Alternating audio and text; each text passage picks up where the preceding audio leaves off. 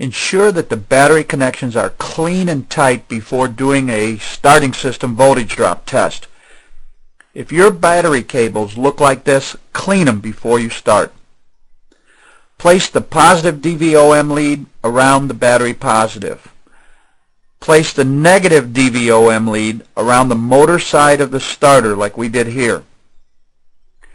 This is going to test the starter solenoid and the battery cable. Crank the engine and watch the voltmeter. Voltage drop should not exceed 0.6 of a volt. If the voltage drop is higher than normal, higher than 0.6 of a volt, move the negative DVOM lead to the battery terminal side of the solenoid. This is going to test the positive battery cable. Crank the engine and watch the voltmeter. Voltage drop should not exceed 0.4 of a volt.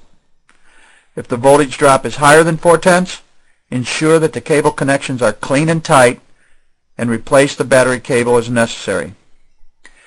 If the cable isn't the cause of the high voltage drop, check the starter solenoid. Place the positive DVOM lead on the battery terminal and the negative lead on the motor side of the solenoid. This is going to test the solenoid's contacts. Crank the engine and watch the voltage drop on the meter.